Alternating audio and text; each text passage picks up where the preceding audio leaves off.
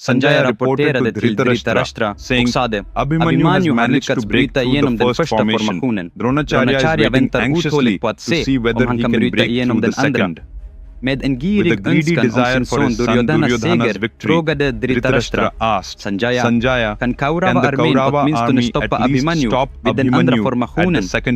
Sanjaya svarade: Ers Majestät, även hoppet måste ha sina gränser. Abhimanyu är inget barn som lätt låter sig hejdas. Han är som en flodvåg som korsar stranden och hotar att uppsluka hela landet. Han är som en åskvig med kraften att reducera alla som står framför hans vagn, till och med mitt i det häftigaste skyfallet, till aska i en blixt. Vem kan hejda en åskvig? Who can restrain a thunderbolt? Han har utan ansträngning korsat den andra formationen också. När Duryodhana hörde detta bestämde han sig för något och vände sig till sin yngre bror Dushasana om Abhimanyu lyckas bryta sig in i Padmavyuha, lotusformationen, korsa alla koringarna och sedan återvända i säkerhet, kommer bara det att besegla vårt nederlag. Han skulle inte ens behöva döda oss. Att bara återvända levande skulle vara tillräckligt för att vara nära oss bortom alla proportioner. Om hela världen får veta att en 16-årig pojke gick in i Padmavyuha helt själv och kom ut oskadd, skulle den förödmjukelsen vara värre än döden. Om det händer, finns det ingen anledning för oss att kämpa en annan dag. Vi måste acceptera att Pandava-armén har vunnit. Lillebror, vi står på randen till nederlag.